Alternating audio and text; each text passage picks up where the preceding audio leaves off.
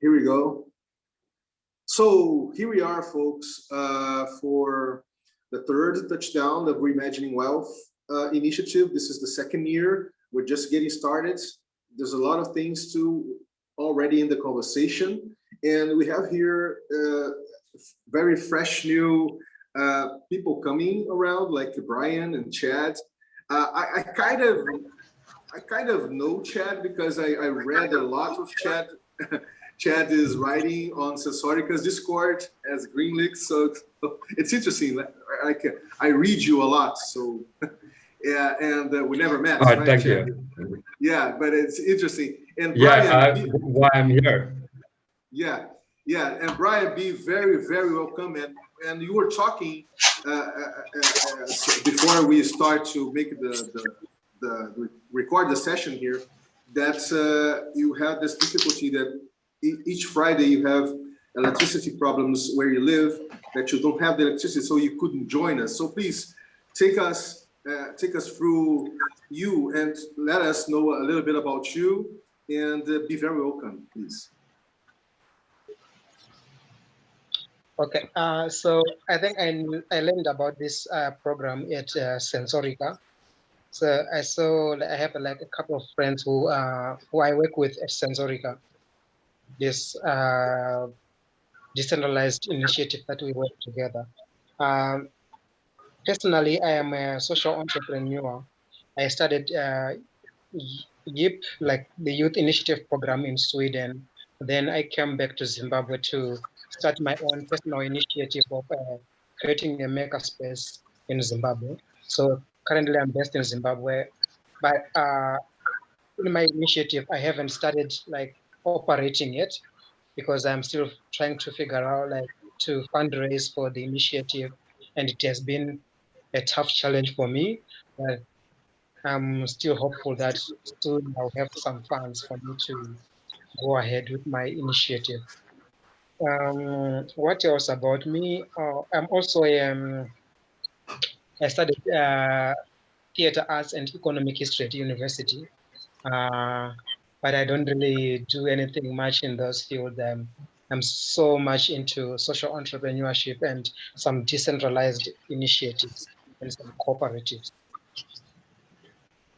Brian, that's interesting. You mentioned the arts and things. I'm based in South Africa at the moment, but we're actually busy with a film production that possibly I could let you know a few little bits about it, and it kind of incorporates a lot of these topics into one another. And we're looking for a lot of as much collaboration as possible. So possibly after the meeting, yeah, I could share a bit of that with you. That will be fine. Thank you so much. Yeah, well, that's the thing you see, Chad and Brian. This type of touchdown here that we have been doing weekly, always this type of connection, this type of opportunity and connection always happens. It's incredible, man. It's incredible. And the thing is that this initiative, it doesn't have, let's say, a program or an agenda behind it. It's really a free flow dynamics thing, right? And so people from all over the world pops in. So it's very interesting because it's a very open environment, right? So there's no registration, there's no profiling, there's no you have to understand what we're doing here. No, you just come along, you just check in, and you're very welcome. Because that's one of the things, Chad, that I was talking with Chad, Brian, how I literally put myself, the way that I've been living through the past 25 years is through empathic relationships, right? And how empathy is such powerful social peer-to-peer technologies, right? Like the hugs, like kisses, that are social peer-to-peer technologies for our species. And it's interesting how even despite of any type of biases that people can have towards you, if you're really in this frequency, because yeah, empathy is a frequency. like you said, you have all sorts of hitting frequencies, like 721 hertz is good for diseases or things like that. So you really, when you are on the frequency of empathy, all sorts of barriers are lowered. So, and people becomes really receptive and really, let's say, they become really open. They open themselves to get to understand the other, right? And see if in the other there's some reflections of you, right? And that really happens. At least is my 25 years of experiences. So Wow. it's interesting. Yeah, it's interesting how this is something that is not very usual to hear or to say, because all the world that we construct as a world is very materialistic, right? It's very based, let's say, on the outputs, not on the inputs. And so you don't pay attention for the inputs. You don't pay attention for the complexity of your body, let's say. It's impressive when you look to education, folks just doesn't, all over, man, all over. I would discount ancient cultures, indigenous, some indigenous and aboriginal cultures. You have that attention to the body, not to the body, but the relationship to the body and the energy that flows to the body, right? And the relationship with the nature and its surroundings. So yeah, you have something of that happening. I lived with a lot of indigenous people, and I can say this in firsthand because I didn't read this in the book, right? So yeah, it happens. But that isn't that.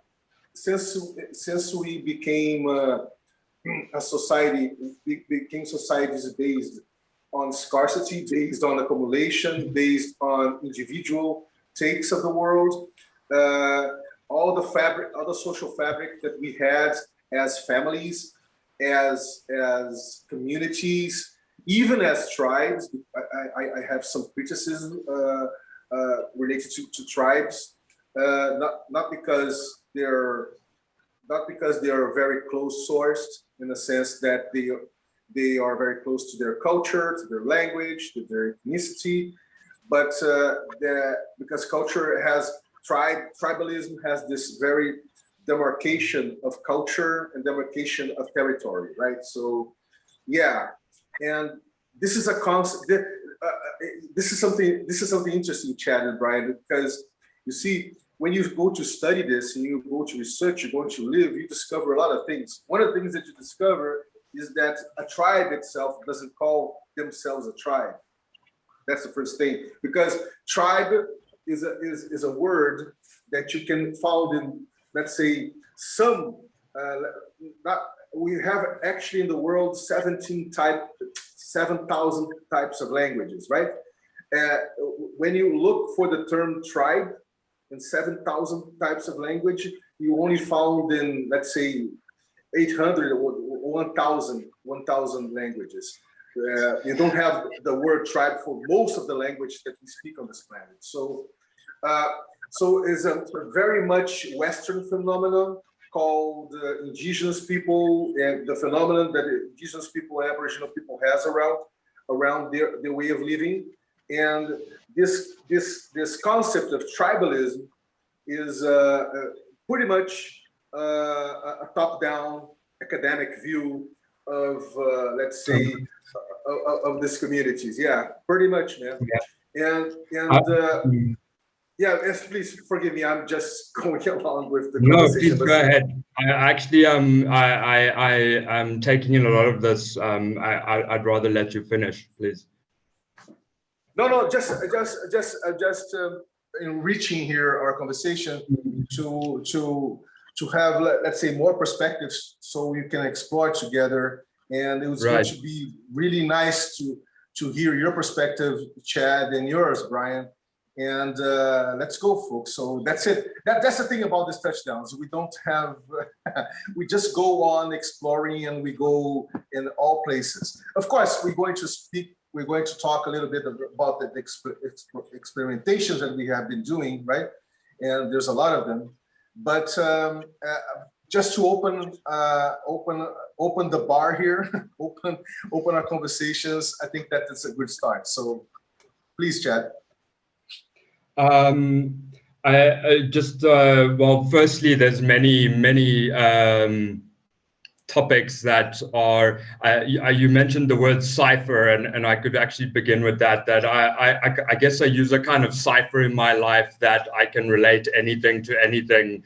And I mean, whether I'm sitting watching a film or having a discussion like this, I can kind of see the interrelations between it all. And as you're mentioning tribes, I actually identify as a Swati, which is Swaziland here in South Africa. It's where I spend most of my life with the tribes of people, although I've also been along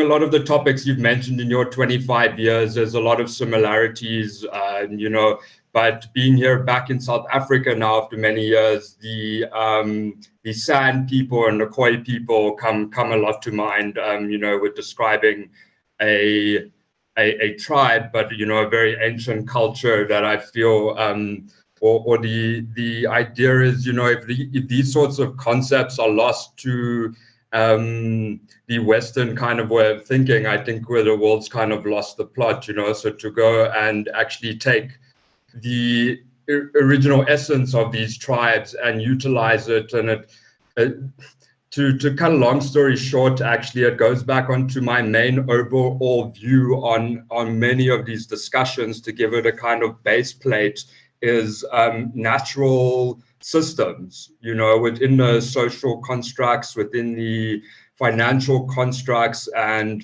although the details are still to be defined, I feel that within many of these systems or experiments or past happenings, if we actually look at the larger Earth society, as you referred to it, that you felt like an earthling. But the earthling and humanity is not by any means the only sort of groups of beings on this planet. And if we use biomimicry and these sorts of systems and implement them into a lot of these places, even on the technological fronts, I mean, my experiences, although I guess I could say I do a little bit of a lot of things as an observer, as a quantum observer, also been around the world to view these things. But whether it's technology or politics, even the cloud computing networks now are using something that TV touched on from Sensorica, using ant cloud methodologies, or inputting biomimicked versions of these things. I feel it's maybe the only way that we will actually succeed in having a holistic viewpoint and bringing together this whole universal world together without sidetracking many of the other actual groups of people or beings on the planet. So I just wanted to actually say thank you for hosting, and I'm glad to be here finally. Lots to share on many different subjects, but I guess I'm more curious on the experiments that you guys have been doing. I've been off the loop and actually in the bush and varying around. So I'm very much keen to actually be live and see what you have to share. Thanks, man. Wow, no. I think that your sharing here was like a symphonic for me, was music. I was hearing some symphonic. See, you're just talking and all the movements of a symphony, right? Music. Yeah, we work with frequency too. Actually, that's the first thing I wanted to share, and I'll end off there. I find it very hard to actually describe things. I've been tasked to give mini radio show talks, give actual state of the nation addresses, sit in parliament, but I'm usually like, smoking some herb with some tribal people or something, so I find it a bit difficult. But one of my experiences within one of these ecosystems was with seeds, and Haifa. And our first meeting with them, I was asked to show them a device that I work with called Time Waver. I'm not sure if you're familiar with it. No, please describe us. Time waiver. Sure. Just a sec, Chad. Unai, my friend, be very welcome. First time that Unai is here with us in 2022. Very pleased. I think that Unai knows Brian. I know. Yeah. Be very welcome, man. Yeah. Pleasure to have you here. Okay. Pleasure to have you here. Yeah, totally. Chad was starting to share with us something related to the work or to the experimentation that he's been doing. Or please, Chad, feel free, man, to continue. It was in relation to your mentions of frequency and actually the scale and depths of how that works. The latest updates that I'm busy with currently, we're making a film production that is mainly based on getting people into flow state and the kind of brain rhythms and everything. But the larger scope of all of that is also giving the correct attention to these problems that we're facing in the world. And how urgent they are and how much we actually need to dedicate to finding some solutions. But the kind of endpoint that I got to just last night through all of this, studying some of it, was we can't sort of fix problems without going to the root of them. And there's, say, 1 trillion problems, and we can fix 1 million or 500 of them, but there'll still be 1 trillion problems, is because of trade, really, as a root cause. And without actually looking at these sorts of things as a cause for all of this, it's going to be very hard to get to all the other points. But following that, I realized your comment of, hugs and kisses and love. These are things that are actually inherently built into human nature, as opposed to many of these other things that we, as a society, as a world, people feel are natural, but not so much. So I just wanted to confirm and agree on that point that you were mentioning. We actually have a device called Time Waiver that works on frequency-based stuff. You could call it a medical analytics device with a database of not just a few of those healing practices, but millions and millions of actual frequencies that at the click of a button, we can kind of analyze people, firstly on a physical level, but then furthermore into other dimensions.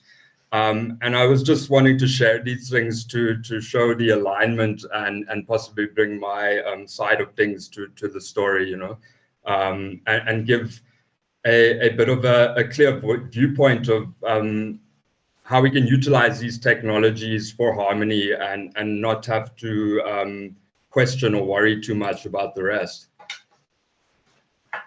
So, Chad, how do we bridge such experiments as an open source experiment, let's say, and how we bridge to the type of work that Brian and Unai are doing, actually? I know that Brian is doing Zimbabwe and Unai is in Tanzania, so different places in Africa, and you are in Africa too, right? So, correct. I want to say that you guys are really, really in the proximity, but you're in the same continent, right? So, yeah, nice. Zimbabwe is not too far from me. I actually do a lot of work to travel across Africa in the near future. Wow, that's great. Would it be nice to hear a little bit about Brian's work and you and I, please, man, you share a little bit, because it's the first time that Chad is with us here, and it would be nice to him to get to know you too. So please, Brian, feel free, man. Okay, so yeah, for me, I don't think I have a lot to say, because I'm still new here and I'm trying to figure out where the discussion is going. But I was really attracted to this platform because of the name, Reimagining Wealth.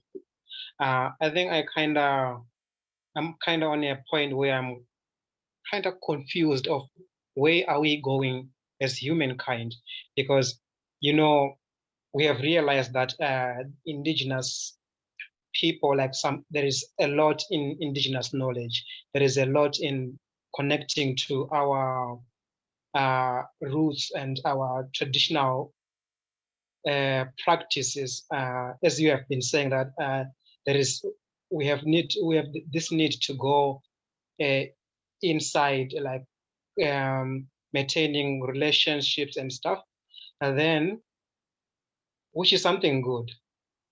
Then there is this materialistic world, which is continuously surging and is so powerful that if you don't have that economical or the financial muscle to participate in whatever that is going on in this world, most of the times you find it hard to live. Take for example, like what Chad has been saying. He mentioned seeds. There is seeds. It's a regenerative current and stuff, which is it's like a nice platform, a nice type of currency and a nice platform. But practically using it with people, like where I'm staying here, I've been introducing it to people and people in the community, but they ask me like some simple questions like, can I use it to go and buy vegetables at the market? How practical is it? I know like in other places it's practical, but there are some, sorry, I'm kind of confused of like where this thing is really going, because let me put it this way. You see, in as much as we like going back to our traditions, we have been westernized to a point where we can't just rely on this traditional knowledge that we have, and we can't use it like exclusively in this world. And if you don't have the materials that that can make you advance forward in this materialistic world, you will find yourself in a difficult position.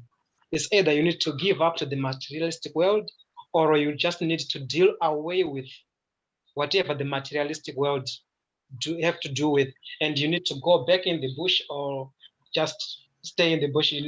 You not use this materialistic style, which is kind of impossible in this time, because first you wanna, for example, you wanna communicate with people, you wanna use the modern day technology, you wanna travel. When you wanna travel, you wanna use modern day technology, but you can't go like travel when you don't have this, for example, money, because it's money that will enable you to achieve whatever you want to achieve.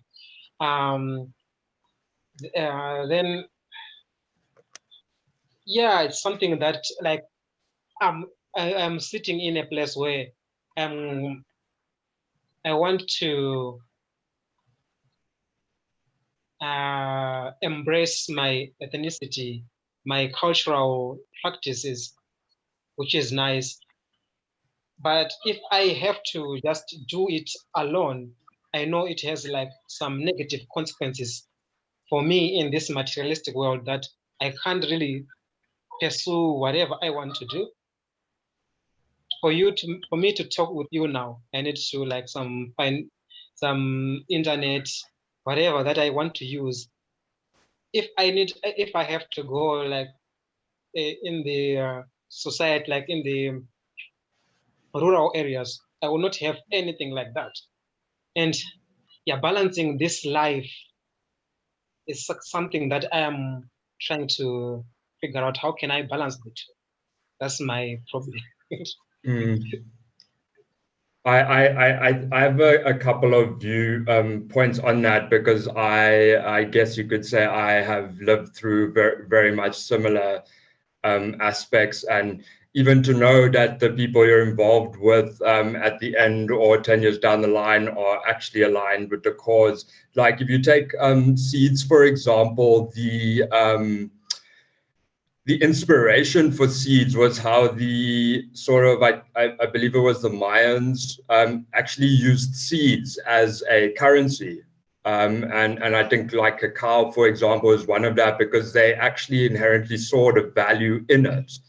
And there was my most simple way of explaining to a sort of outsider of seeds that, you know, if you take a sort of 100 tomato plants, and in an indigenous culture, I mean, I lived in the bush in Swaziland. They called me the crazy Mlungu because you know, these people, some of them haven't even seen a white person before. That's how new the sort of changeover to modern day society was. But you know, mushrooms is a good example, but I use tomatoes. You know, within the space of a year's time, the amount of seeds and tomato plants you will have from that 100 tomato plants will be in the millions or the hundreds of thousands. And whether that's in a community situation or in a modern day, product and materialistic thing, there are stores and markets for, you know, massive amounts of tomatoes.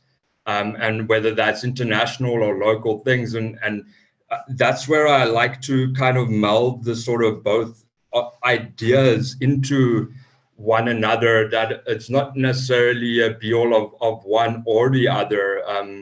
But if you look what's happening and what the point of all this technology is, and what most people failed with the blockchain, and that it doesn't become the financing was really the last sort of sector that should have been financed or looked at. It was more about all the other interrelational things, and it's really about a human-centric interactions and the kind of lessons we can take from all of the technologies and apply them to our real lives. And that's kind of my views on all of these items, you know, that we might not have vast amounts of wealth, but if you take the Sensorica and TV sort of models and the knowledge economies, I think we're all vastly wealthy. So also one more thing on that is, how do you place a value on all that indigenous knowledge that you're trying to impart and enact, you know? And a couple of the other topics, how do we place a value or a financial accounting system to natural elements, you know? And I think these are all the tricky situations, but right up to the top, and the UN and the EU, they sort of value and know these things, even though it's not really, you know, being shared too widely with the greater population. So on a surface level, that's my take on all of it.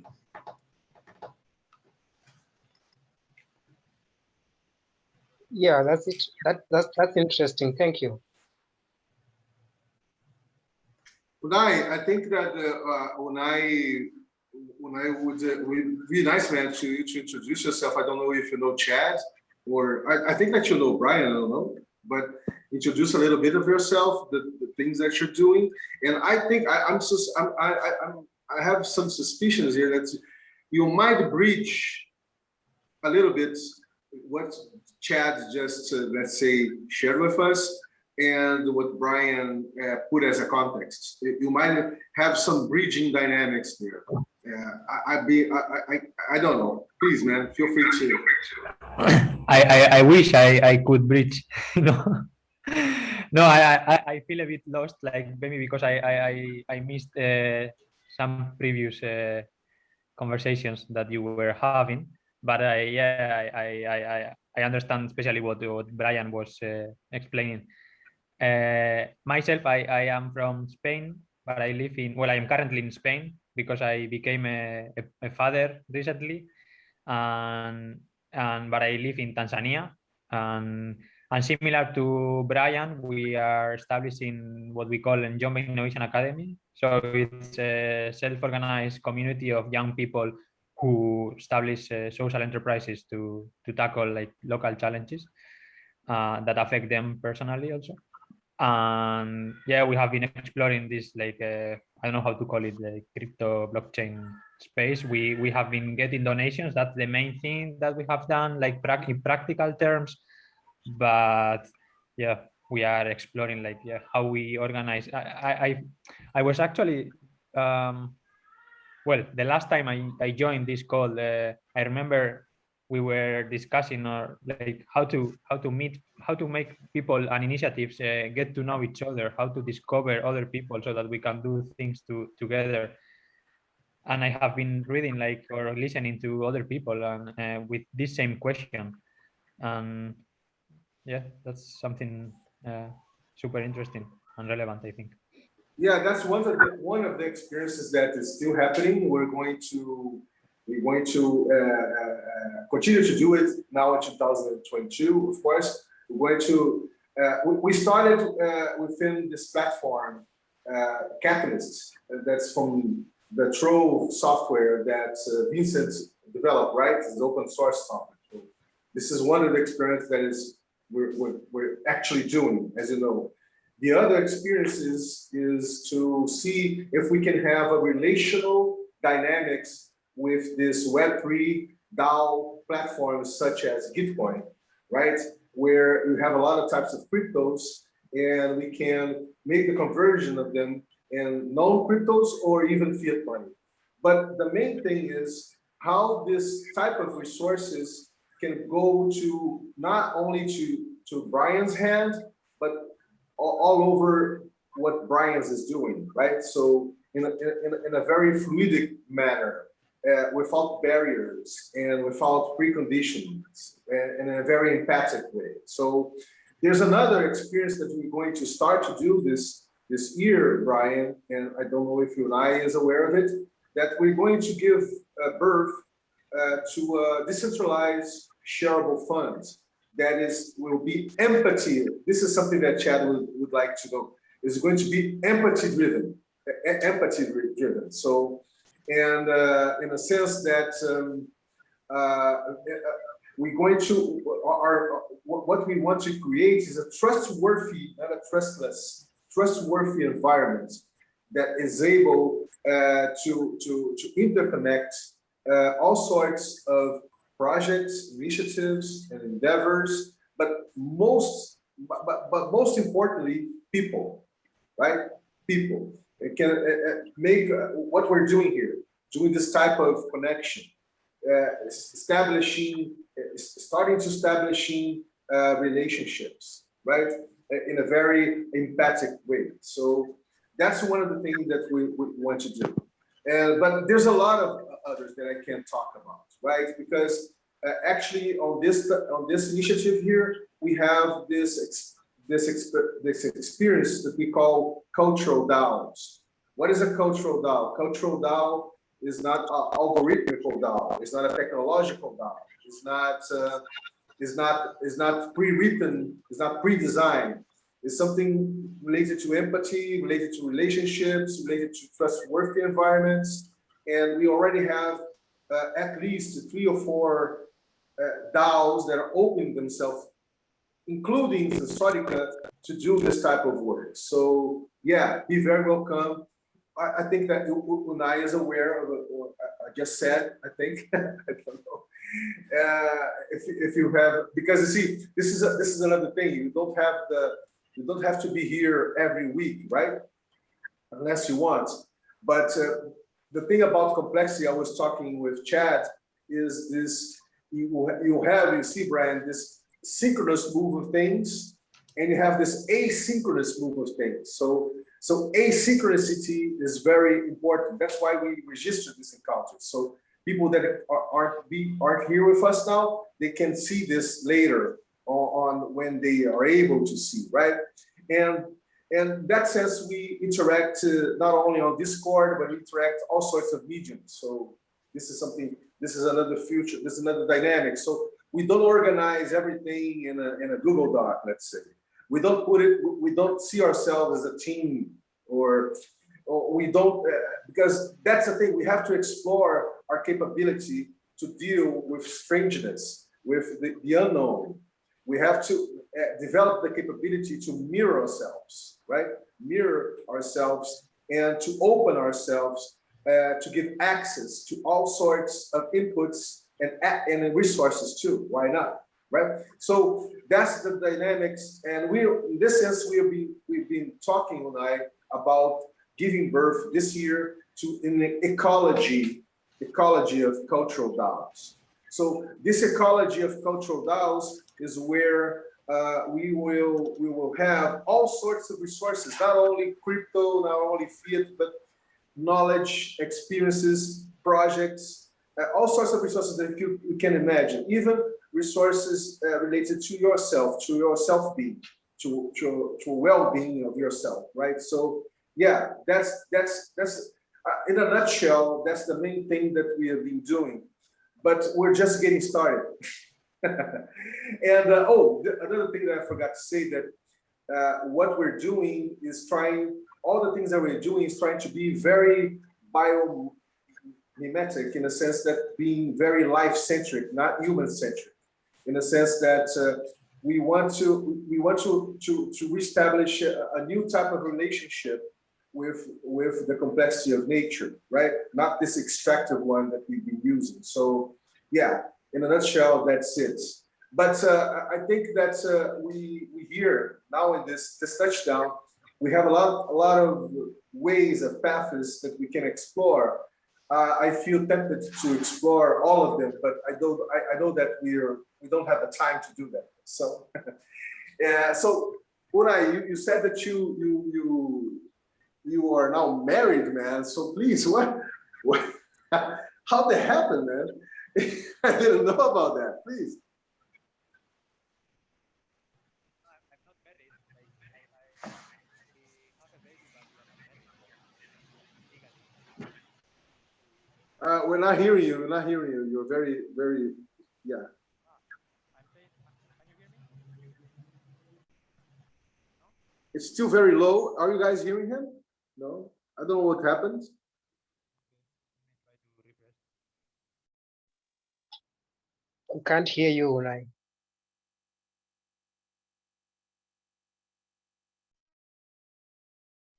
Yes, I think he oh, he's coming along. Oh, Tiberius is coming. Chibi is coming. Oh, that's nice.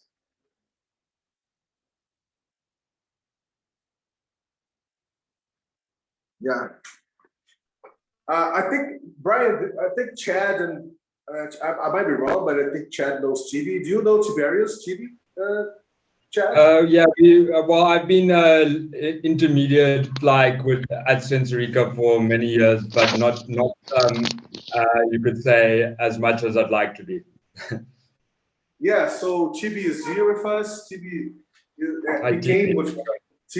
became with time a very, very, very close friend. I could say that I almost see him as my young brother. I think this is a first for him. Someone calling him a young brother. I don't know. Yeah, and it's nice to have Chibi here. But you were sharing with us the circumstances that you came married. So please, man, feel free.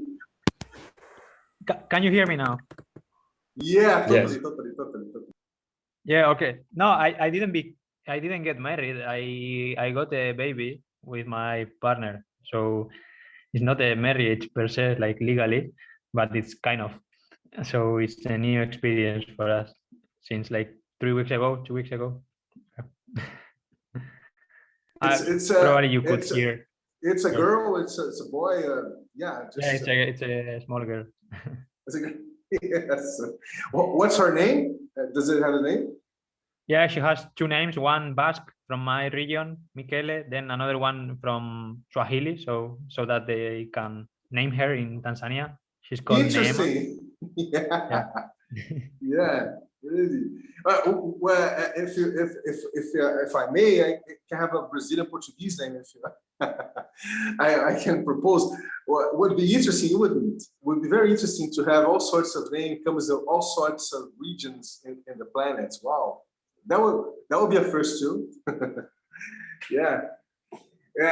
Well, congratulations, man. Congratulations for you and for your partner. and for the little one, of course.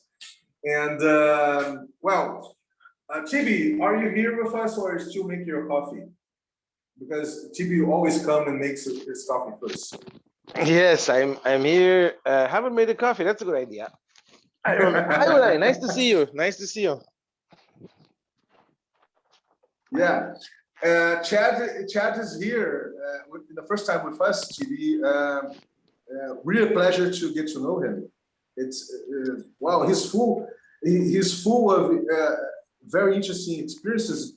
He surrounds himself and the way that he has been living where he lives. So yeah, what a pleasure. Yeah, thank you. I've been there's been technical difficulties for the past few months that I have been interacting, with TB and Greens for Goods, but finally found some solid ground, and hoping to be a part of this on a weekly basis. So thanks for having me. Thanks for hosting. Appreciate it. Thank you. Oh yes, hi. I think this is the first time we speak, right? Yeah, I think so, man.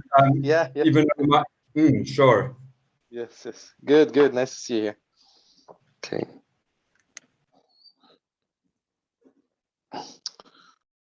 Well, Chidi, we talk a lot of things here, man. I won't be able to contextualize until now. We went so much different ways here, but I think that the main theme is the things that we've been exploring in these touchdowns, right?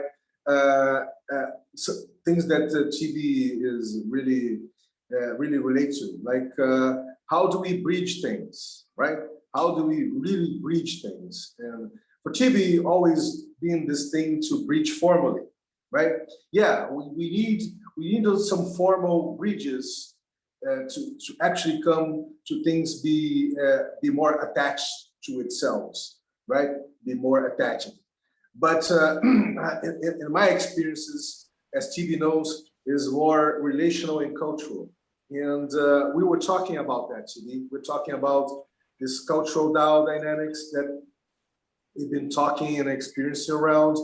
We're talking about this ecology of DAOs that this year we want to make it happen. We're talking about this decentralized shareable fund that is going to come along with the ecology of DAOs dynamics. And this is something very interesting for experiences such as Sensorica, because Sensorica is very structure driven, right?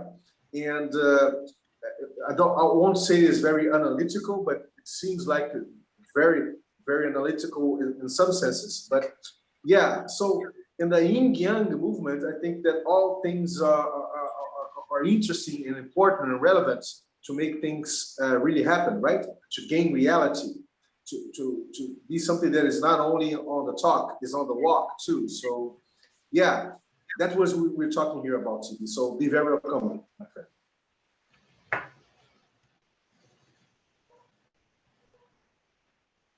So Brian, my friend, if I understood well, you are related. You and I have some relationship with the what is the name of the endeavor? Say it again, please. Ninjod. I forgot it. Okay, I think me and Unai, we have like the same mission, which we want to tackle. So we are living in a society where we have like a lot of young people who are not working, like who are in the disadvantaged side of the economy. They are in poverty and they are trying to find themselves up. So we are creating spaces where young people can come and create their own initiative to make ends meet. So we are creating like some societal initiatives where people can come and do hands-on projects so that they can make a living. Because we have seen that we don't need to wait for help to come from above, but we need to nurture the grassroots level so that people work on themselves and create whatever they want to create, like the future they want to see. That's the mission we have in common. So we have like we met each other like online. We have been talking with each other online and exploring our projects, and we kind of have the same mission at hand. Are you in the same village? Or sorry, village, town, or No, no, no. are you together I'm like in- side by side, working side by side, or still collaborating online? No, like we share ideas online. Unai works in Tanzania, which is like a couple of countries like northeast Zimbabwe. I'm in Zimbabwe. Oh, you're not in. Okay, you're not even in the same country. Okay, okay, interesting, interesting. Yeah. So, how do you see the this? I'm very interested. How do you see giving opportunity to young people in Africa? What is the path? Pardon? What is the path towards that? Okay. What is the vision, the path, the model for providing them with opportunity? Like, is there a future? You know what I'm saying? Yeah, there is like the future is so promising from what I see. But there is this need when you are working in a poor country where people are just striving first to put food on the table. There is need to be more practical. Like when I say practical is having initiatives that make them put food on table first, because these are just hungry people. They are coming from societies where they say, I need to go back with something back home. Like I need to go home with something for me to feed, to have like food on the table. So the initiative that we need to do, must start like they must be small, but they need to provide something which is tangible. Unlike we can go ahead, like you guys, you are in the advanced levels of the economy that you working online, doing some projects like this online, like what I do with what you do at Sensorica and stuff. But some people, they don't even own the like cell phones, computers. They don't have internet access first. So one, they are hungry. They don't have any technological like equipments. So there is this need to have such equipments at hand so that you can initiate this change that you want to see. Yeah, there are some projects that we can do without a lot of money, like if you go into agriculture. But you know, for people to sustain themselves from first month up to the third month, where you can harvest whatever you are going to plant, those people need to be feeding themselves like at home. So there is this need that most of the times you need to have funding, like that makes your project sustainable. Because if you don't have funding, people will say, no, how can I join you where you cannot give me something that I can feed my family with? Like, it doesn't make sense to them. So yeah, that's the dynamics we are facing here. I don't know if Unai can explain more. But is there something new? I mean, we've been trying. People have been trying hard. You know, is there something new that gives you more hope? Yeah, like What is it? from my point of view, from what I've seen here in Zimbabwe, there is this kind of what I can call like negative donor mentality that has been going on. That you can see we have a drought. Like take for example, we have a drought. there will be like a lot of organizations which come with food, giving people food, right?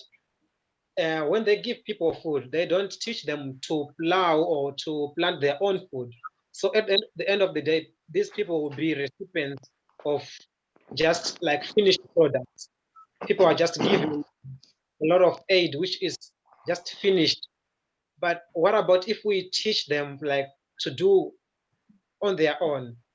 That's what we want to try to do. Like we want people to make stuff on their own, to invent themselves, not receive invented things, receive like any drought relief or whatever, but they need to provide for themselves. So that's the difference between the approach which has been being given by other organizations and us who are starting at grassroots level. Then other thing is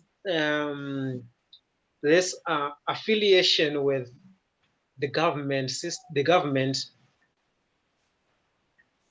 Yeah, like we have seen that a lot of organizations, they come, but they are affiliated with the government. So when they are affiliated with the government, the government officials, some of them are corrupt. So whatever funding or whatever resources which this organization have will be taken by the government officials, then they will enrich themselves. And it's really different from going into the society and starting at grassroots level and say, you know what, you guys, we can do it ourselves. We don't need to wait from the people from above to initiate the change we want.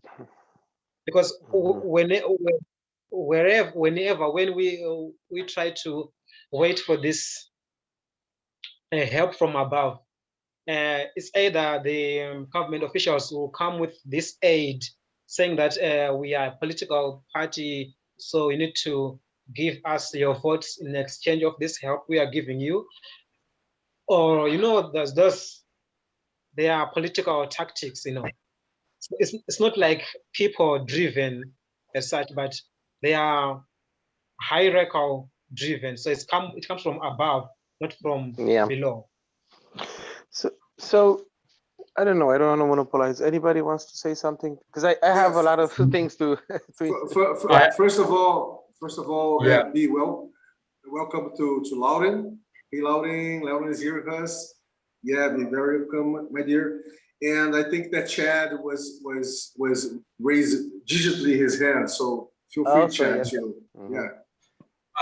Yeah, I can only give from my experiences because I've been involved in very similar situations, projects, efforts, you know, viewpoints. In the case of Brian, with Zimbabwe, and my knowledge of Zimbabwe, that, you know, it was the breadbasket of a lot of Africa. At one point, they had the best, you know, tobacco. They got some of the best land. They've got some of the best. They had the biggest. They were supplying the biggest tobacco industries in the world. You know, cattle farming. And they really are a powerhouse in the agricultural scenarios, and it's what I wanted to suggest. And as I was thinking, you kind of brought up the hurdles and tricky situations behind being part of an agricultural, you know, effort towards finding some stability. Of course, there's a lot of political turmoil there as well, which I've found in my experiences has been also a very much tricky part of things. But I think hitting the nail on the head, to not wait for you know, the higher ups and all that food aid that's coming down through American food aid and things are, you know, the GMO maize and, you know, and I've seen these things on the ground for myself. And even the co-opt initiatives, because I lived in Swaziland as an example for many years and saw a lot of very much similar things going on. for example, where the community has now invested each family a share into this larger cooperative, but not really seeing the results of the sugarcane still, because it was a top-down situation of the UN contracts and the like. So I worked with the King's advisor over there, and we came up with a project, for example, doing small scale, about a 9x5, 9x3 meter shade houses. Well, actually, let me backtrack a bit. The larger projects with the UN that we found that organic agriculture here in South Africa, for example, was the answer to the 5 large major social ills. And whilst now we were relying on larger organizations, and when I say probably about a $20 trillion fund over 20 years to reestablish that, that was more sort of large scale items where focused mainly on the townships here in South Africa. We were going to build 500 eco-villages, which hosted 500 families each. So, and that was over a 20-year period, which was, yeah, it was quite a feat we were trying to achieve. But bringing it back down to grassroots from that, large sort of world, countrywide like changes, a 9x5 meter shade tunnel. Just to give you a bit of numbers on financing and being able to support yourself.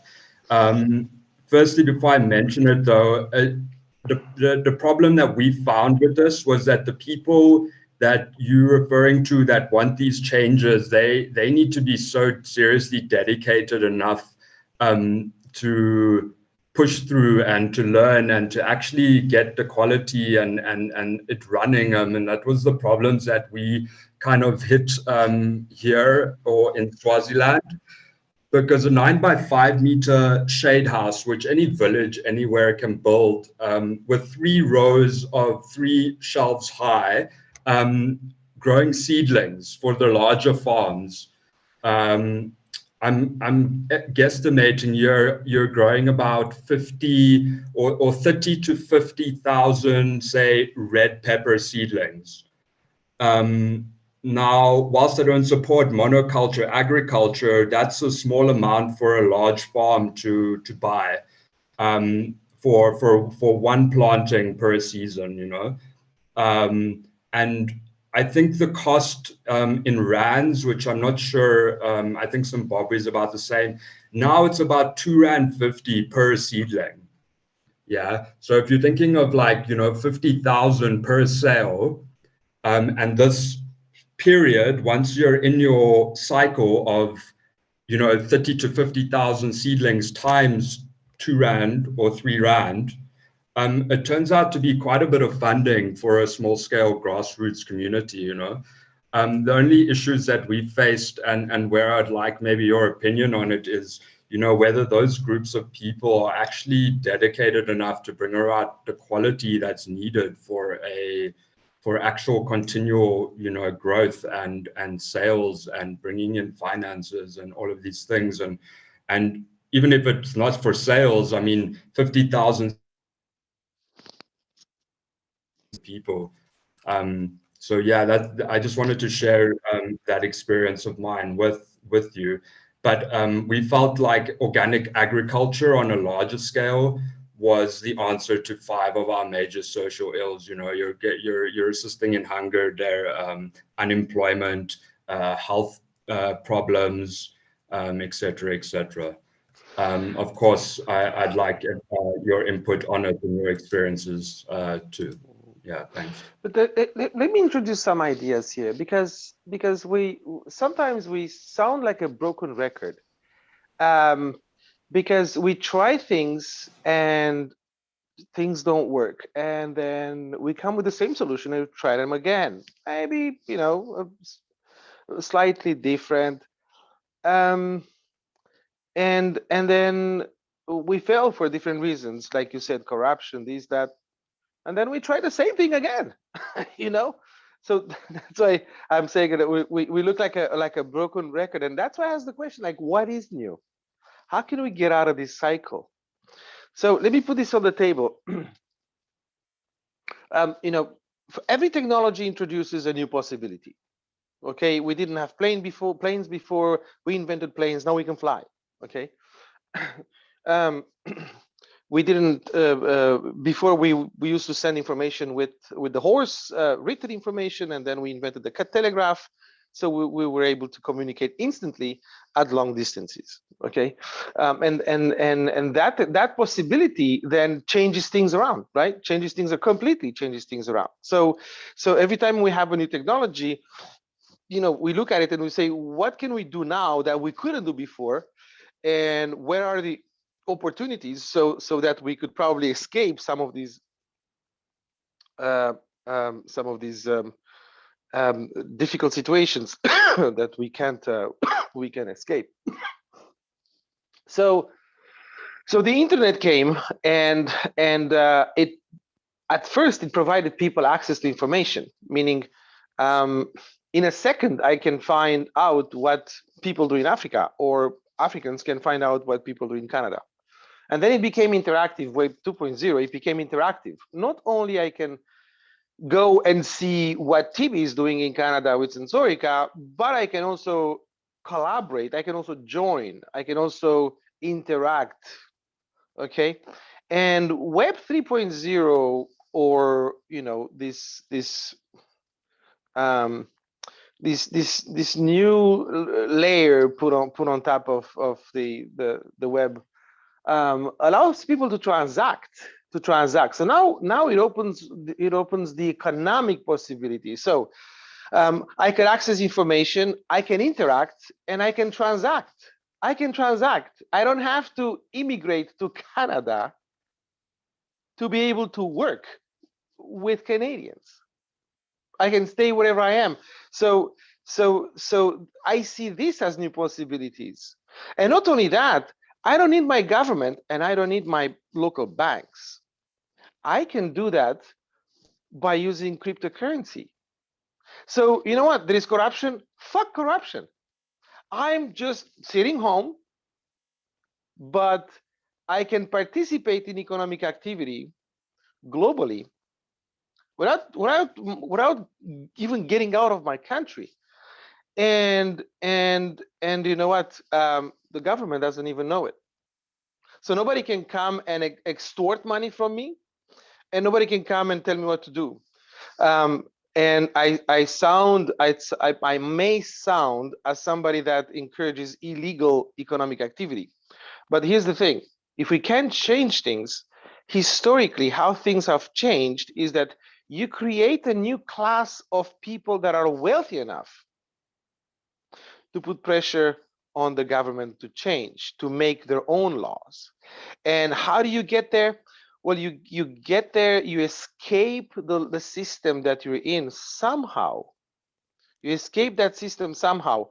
You bring the wealth from outside, and you create that social strata, that social class that can mount a political resistance. Because if everybody's poor, nobody can better the governance. Nobody can eradicate corruption if everybody's poor. So how do you break that cycle? Well, so it turns out that today we don't have to move physically around the world to be able to engage in economic activity outside of your country. Okay, because the internet allows you access to information, interaction, and economic transactions. You see, so that is totally new. So what I'm trying to understand here is, yes, okay, putting food on the table is the main thing, and working with people to develop, I don't know, organic gardens and housing and this and that. But there is nothing new there. We've been doing that. There's nothing fundamentally new. And I'm not saying it's not necessary, okay? But I don't think that's the way to escape. You see what I'm saying? I don't think it's, because it is not the fundamentally new thing, I don't see how doing that you can actually escape the sort of the gridlock, okay, of whatever it is, corruption, poverty, this, that. You see what I'm saying? There is a way to emancipation, and I asked the question to see if that is a second nature, if that is like, oh yeah, well, is everybody knows that, you know, like how common is this understanding that you could now stay in Zimbabwe but work in Canada, and you don't even have to ask permission to the Canadian government, nor to the Zimbabwean government. You just do it because you can, because we can now. You know what I'm saying? And I spoke to Mysum, and he says, you know what, we are in what is the country? Where is he from? I have a. I think he's from. I don't know. I think he's Lebanon. From, It's from Lebanon. Lebanon. Yes. So he says, Tibi, in Lebanon we have hyperinflation. Price go up every day. Young people in Lebanon has a lot. The demographics, if you look, it's a very young country. There's a lot of young people that are pretty well educated, have no future. So now he discovers that a lot of young Lebanese people, they engage in cryptocurrency. So they invest to trade, but they also invest in a lot of these things like, you know, new internet. So they buy these little computers. They're like little mining rigs. So they're not only doing trading, like buying and selling stuff to make some extra money, but they are actually mining stuff. They're mining stuff. The different ways to mine. It's not just Bitcoin. It's a bunch of other things to mine.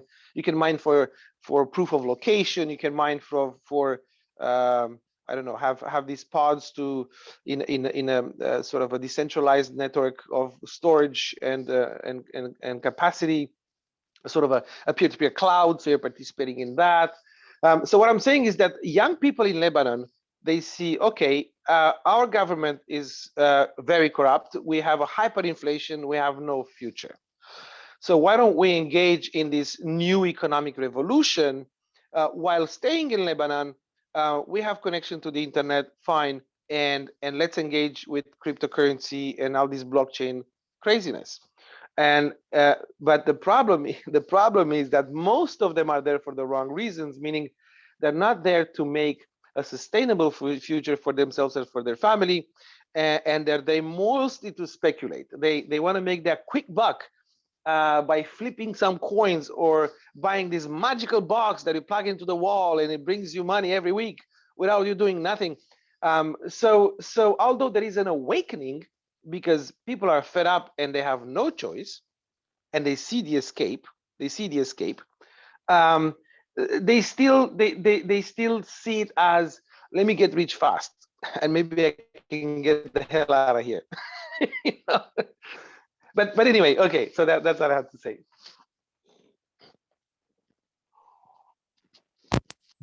Yeah, when you were asking the question before, I was just thinking about what you said, basically.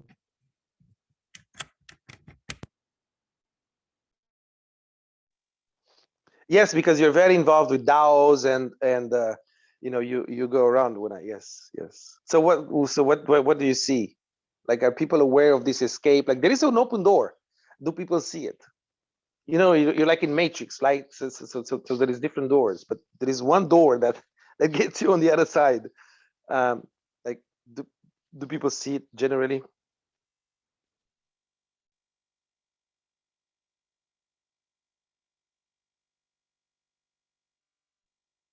We're not hearing you. You hold your results. Yeah, I was saying that I do see it, but I am not sure what people see. Like, and I am afraid of what TV was saying exactly. Like, if I talk with normal friends about crypto, they just think, okay, you can get rich fast. That's all, and that's scary somehow. Yeah. Yeah, but you see that's the thing. You see, and I think that we're not only talking here about talking about it. The thing we're not just talking. We are walking. We're doing. We're trying to make bridges and break out bubbles and explode bubbles, all sorts of bubbles, or literally to make to literally make new types of configurations, right? New types of possibilities, and not only because of the novelty that TB just shared, but all the potentiality that this has to change all sorts of your realities, right? Even if this type of changes in a micro level, not a macro level, it worths it. It's important, right? So that's this type of experiences that we're doing, like the concept of a cultural DAO or a very empathic driven decentralized shareable fund, where all sorts of resources will be at the disposal of who is prototyping, blueprinting, new types of generations of wealth and accessibility to this wealth. Well, that's it. We're doing it. We're not just talking about it or relying on the higher ups or relying on state or banks or nothing. We're just doing it. That's the thing. You are doing it, right? So, yeah, the type of vibes that we try to nourish here in these touchdowns are the vibes that, well, let's find solutions. There's always going to be a solution for the scarcity, this scarcity dynamics that goes around us, right? Because it's like a virus, right? It contaminates your way of thinking, your way of living. So yeah, the first thing is to understand that we are in our bodies, we are already very rich. Our bodies are very complex. We are very rich bodies, and we have stored in us as a species all sorts of knowledge within our bodies and within the nature, the surrounding natures that is around us, right? So, yeah, you see, Tibi just, I don't know what Tibi said, we have this Internet of Things, right? We're doing here in Brazil all sorts of experiments with Internet of Things, using reusables, using old cables, using old phones, using mesh networks. Yeah, actually doing very, very different kinds of agriculture in different biomes with different techniques, and this is possible, making the possibility to folks that have difficulty to put bread on the table, to put food on the table, to work with and to learn with. So we're actually doing it. We're not talking about it. We're doing it. So yeah, that's the thing. Let's do. Let's increase the vibration to do more, to morph more, to merge more, to do more things together. That's the motto of what we're talking and walking here through the past year and now in this new year that's coming. Oh, we have Alexar here. Alexar, finally, man. Yay.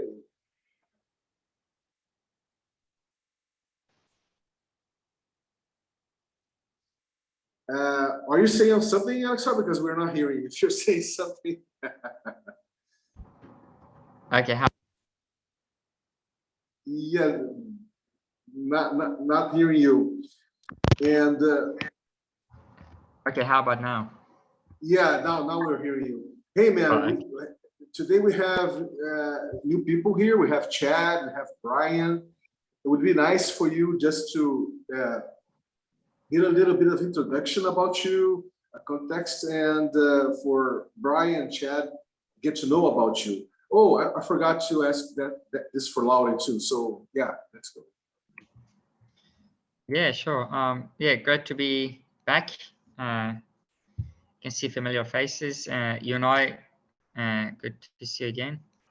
I haven't met Brian before. Hi, mate. Chad. Yeah, I don't recall Chad. Had I seen Chad before? Yeah, probably. No, I don't think I've been Oh. online for a while. Yeah. All right, cool. Yeah, good to see you then. Good to meet you. And yeah, Tiberius, yeah, I can. Yeah, I remember. Yeah, so yeah, I think I joined late, so I listen for now. Unless you have a question for me, I'm happy to answer. No, just introduce a little bit about yourself, so that Brian and Chad can have the opportunity to know a little bit about you. Yes, give us a little context. Sure. A long time ago, I was an electrical engineer, and then because I knew coding, and I liked business, so I started a business, and it changed my career to IT. And then later on, I got interested in distributed technologies. And right now, my activities in IT are mainly around free and open source software, and basically promoting software freedom, and basically helping developing business models around free software as opposed to proprietary. So that's part of my work.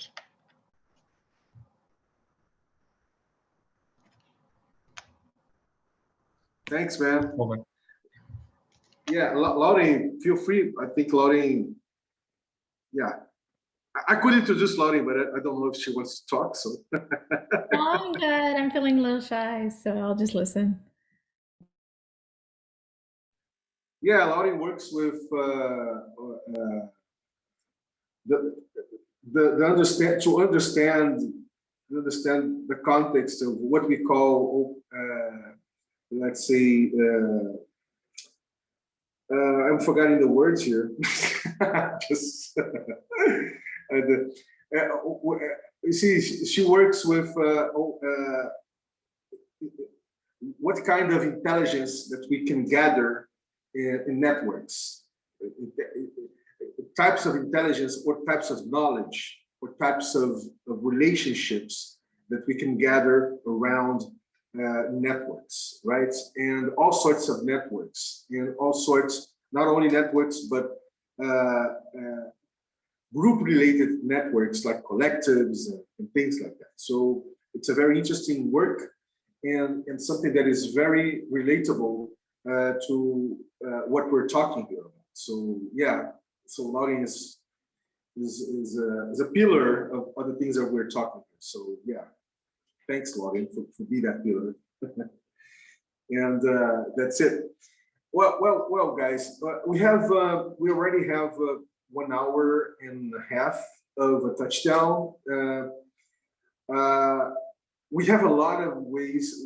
We can just continue to talk about the experiences that we're doing, and I think that is something that we must do. But the main thing for me is that we're not here only to talk about, let's say, things that seems distant for our lives.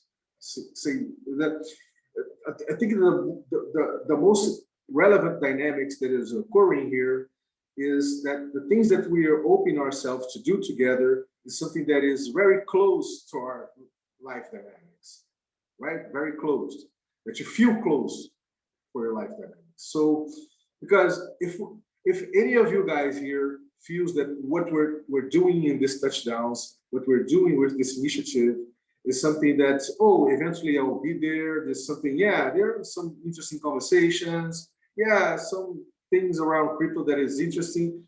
Well, that's not it, right? At least for me, is not. Right?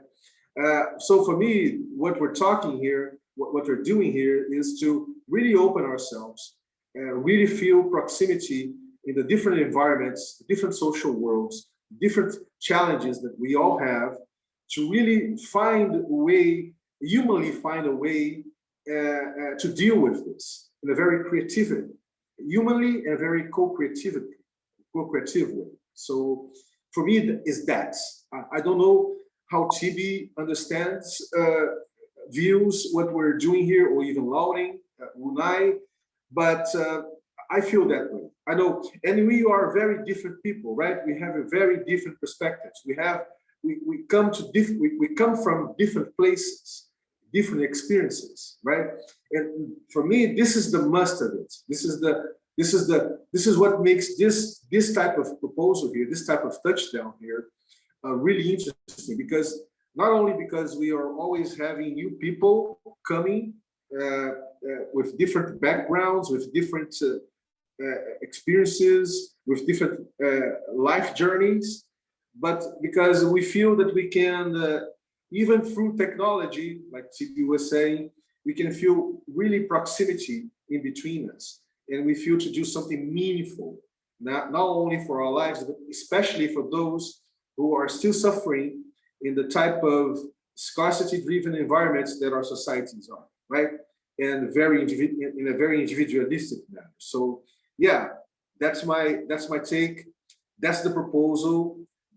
At least for me, that's the value proposal, what we're doing here. So feel invited to really come together, feel invited to open yourselves, to expose what you think that is really relevant and important, that is relevant with the things that you're doing to make things happen and things move around you. So yeah, that's it. That's my share that I'm doing towards the end of this third touchdown of Reimagining Wealth Initiative. So yeah, and please, you're very welcome, Brian, and you're very welcome, Chad. Yeah. Oh, another thing, Alexar, this is a very this time that we have always been doing these touchdowns are now really friendly for him, because he's actually in high hours here. For him, it's very difficult for him to be here, because it's like 1 hour at 1 a.m. I don't know, or 2 a.m. something like that. So we're going to try to have different time frames this year, so we can accommodate Alexar to be with us more constantly. Just adding this.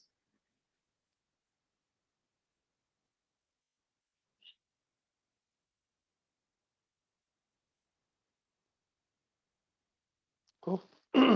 We're still. I mean, we started these things around the topic of wealth and new wealth.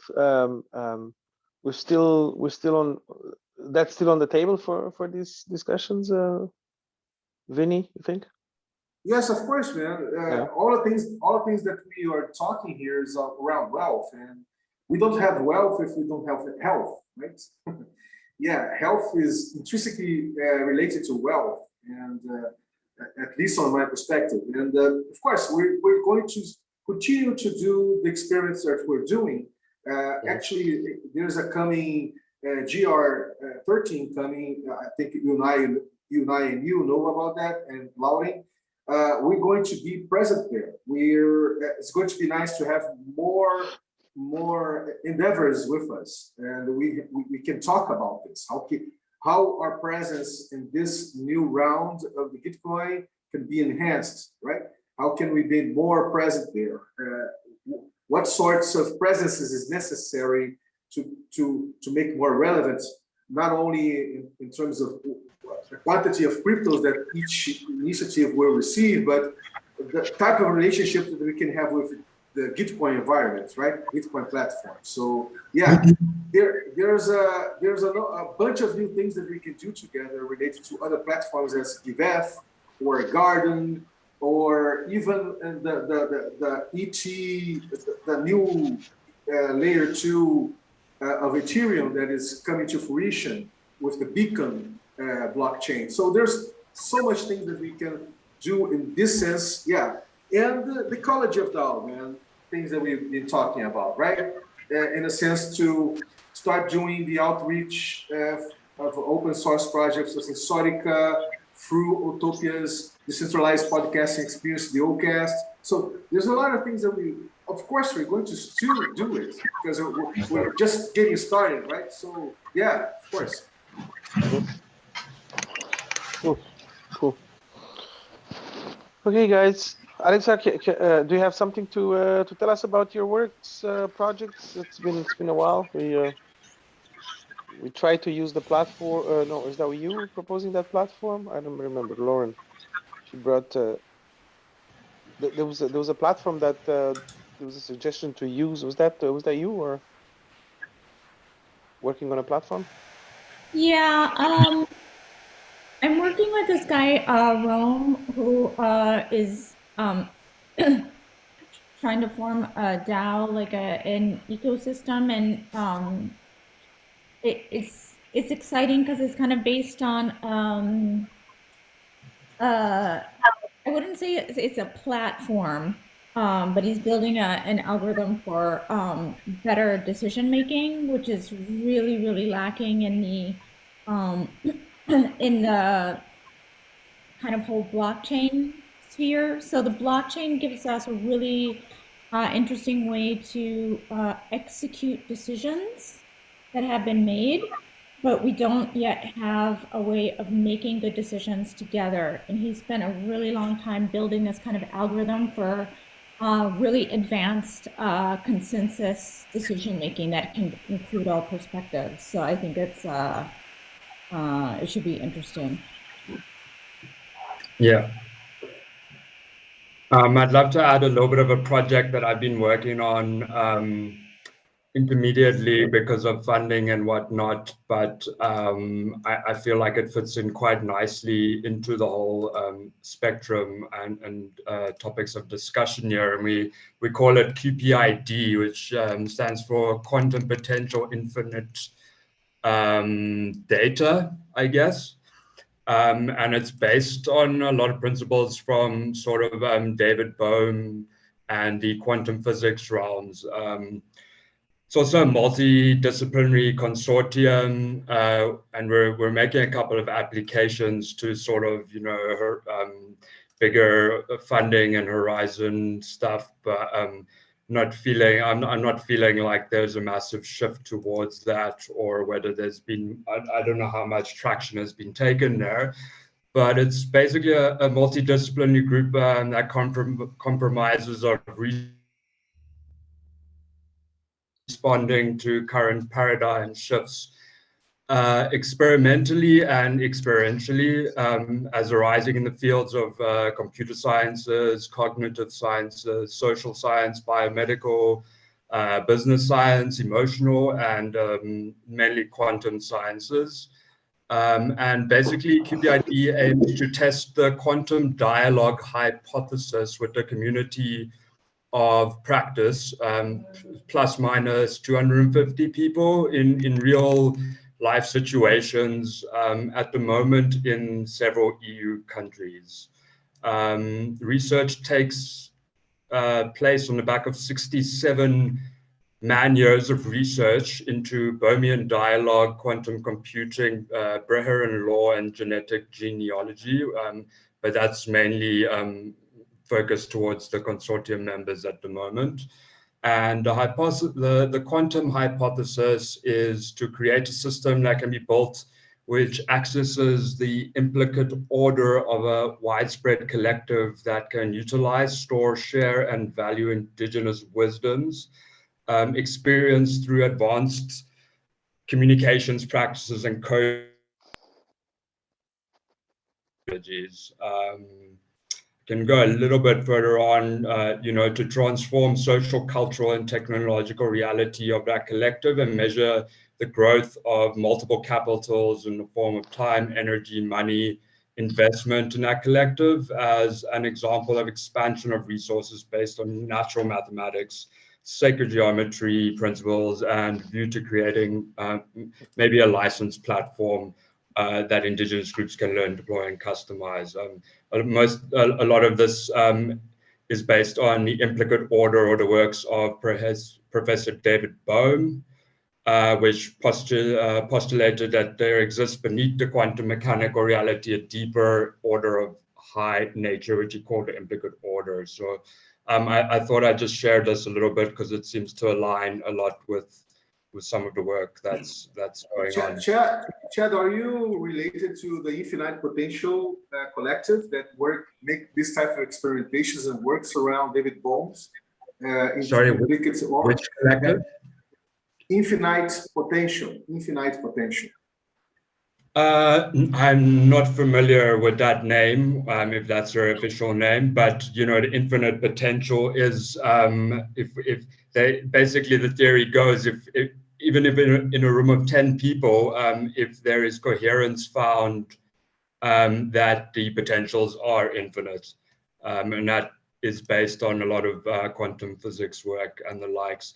I believe even, yeah, I don't like to go to the bigger companies because we've been there and tried that and so forth. But even IBM is sort of touching on some of these things that, you know, let's say, for example, we had a computer that had an RGB lighting and we had 4 different colors that could, you know, kind of tell when there was cohesive actions or discussions going on. I think that would also benefit greatly into, you know, the further progress of everything. I have a lot of documents I'd like to share on these things, but I think I'll post it into the groups for people to view. Yeah, I think I'm feeling here that what you just shared with us seems so distant for for a lot of people here, because if they are not, let's say, in the thing, right? And but actually this type of experimentation that Chad is sharing has a very realistic grounding for it, and really it generates a very different perspective of what we call reality, right? So, and we can have different takes on it, and different takes how we can deal with what we call reality in different perspectives doing this type of experimentations. Yeah, very good, Chad. Yeah, I mean, it was complicated, but one of my sort of brothers and partners in this was like, we kind of need will be viable. Can you describe it to my 4-year-old grandchild? Because I think that's really where it needs to be at for future generations, for them to be able to carry it through, you know. And that statement kind of hit hard. There is a lot of basics, underlying principles to all of it, and to keep that in mind, I think I should do more often. Yeah, totally, man. Chad, do you have something to read on that, or some materials to? Yeah, I've actually got plenty. I can even send you our project plans and that. Maybe if you just drop me your email. We've been working on this for a long time, and I think over the next few years, we'll probably see it coming to fruition.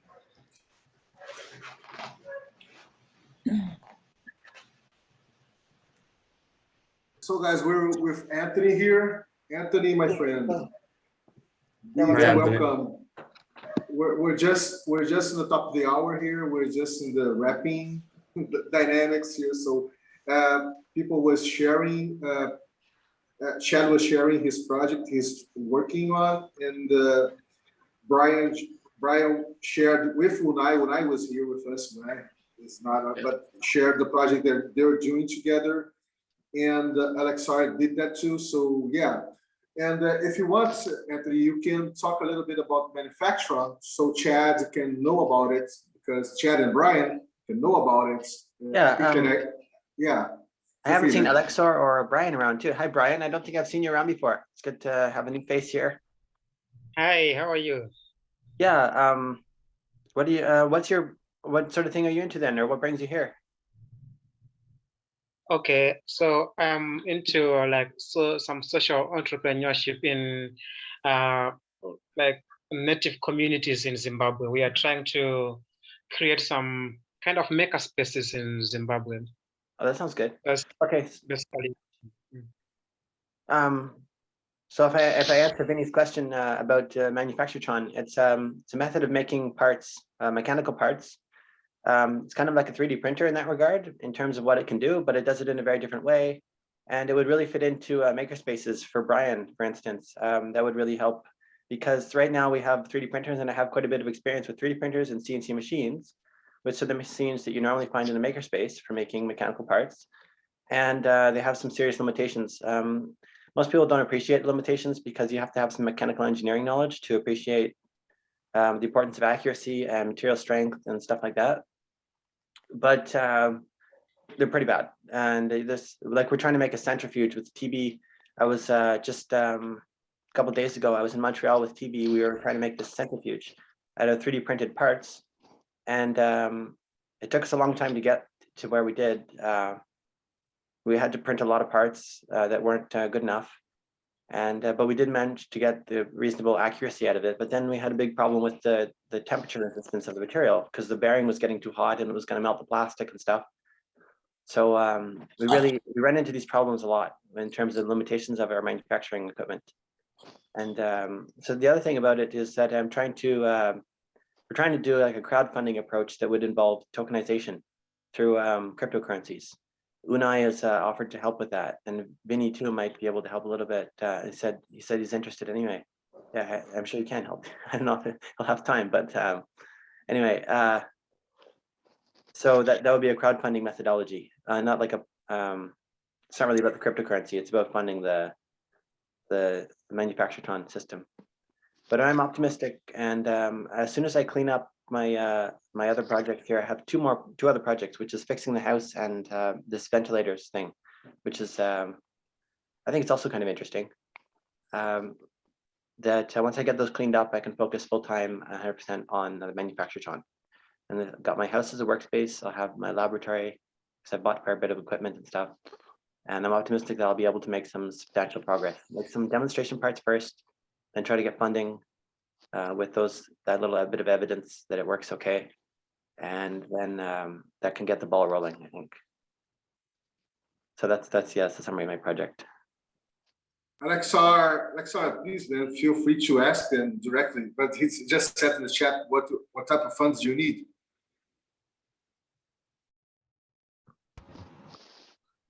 Am I audible? Okay, so I can ask more specifically, maybe. What do you need the fund for? Like, is it for starting up, or is it for R&D or scaling up existing operations? Because I don't know much about the project.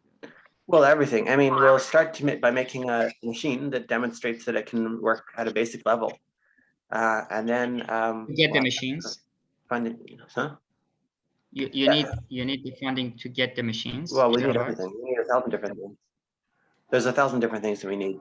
It's mostly research and development at this point. We're not doing any marketing, and there's some other things that we're not doing that would frequently go along with a typical business, because we're not at that stage yet. But eventually, we're going to get to that stage, and we're going to need funding for that. So,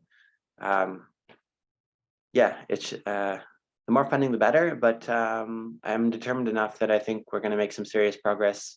My only concern is that the software is going to take a lot of work to make, and I don't know much about how to do that, so I can't do it myself.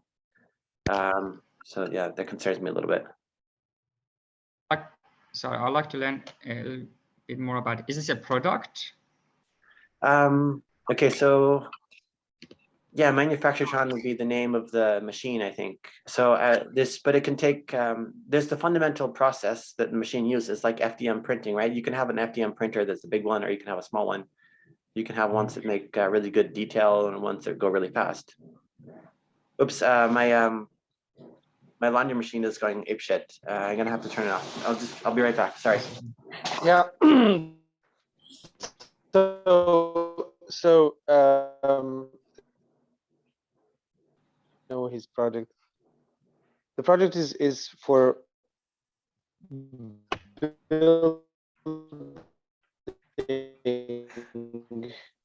new digital fabrication equipment and parts, but it works in a very different way. So you can picture the development of printer introduced and became popular, and now everybody can have one at home, play with what he envisions, right? It's just about another machine that you can use to go from a CAD file, from a model, from a 3D design to something physical. But it works in a different way and gives you more accuracy, according to him. Yeah. And allows you to work with new type of materials. Oh, you're back. Okay, I was feeling. Lost my window. So it's Yeah, a- I just share on the chat a link where Anthony contextualized a lot about the project, and not only that, it's important to say that Anthony's project will be something that is totally related to this initiative here, to Reimagining Wealth. So yeah, you folks are invited to come around soon. So let's go. Yeah, thanks, Vinny. So any other questions, or move on to the next thing? Move on to the next subject, I guess.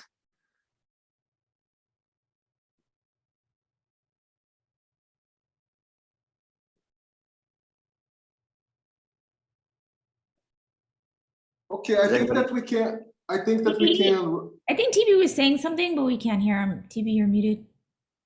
Yeah. Oh yeah, sorry. I said to Anthony, Brian works with Unai. So if you work with Unai, you Oh, get yeah? to Brian. Okay, So that's just for you great. to know the connected dots here. Okay, that's great. Yeah, that'll be interesting for sure. And Chad, I think that Anthony's project would have would establish some bridges with the things that you're doing over locally around there where you live. If I understood well what you shared today with us, the things that you're doing. Yeah, correct. Actually, I'm familiar with the Greens for Good project. I've been trying to implement some work time and actual input into it over the past couple of months. I've just had a few personal things I've been dealing with, but I am familiar with it. I believe we helped create a bit of an onboarding document, but since that point, I actually got cut off and didn't have access to internet and things. So I'm happy to be back and actually take a look and see where we can help out and actually collaborate and get things moving forward from where I am in the world currently as well. I also am appreciative of TB's advice on all of these things, because I see governments pushing towards, open collaboration and all of these things. So happy to come and get some input and see what the networks are up to here. And I'm actually from the food background and health and farming and sort of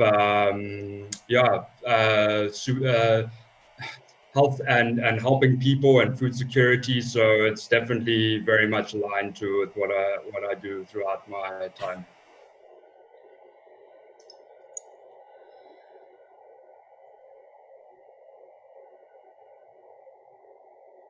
Yeah, thanks. Thanks, man. Thanks.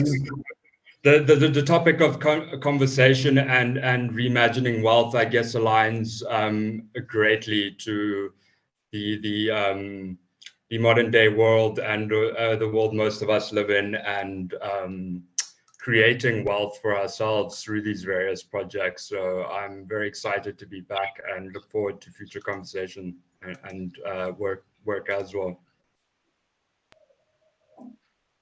Okay, man. So, guys, we're if it's okay, I think we can wrap up this. And if someone wants to add something, or just a quick note for us, and yeah, we can wrap this up.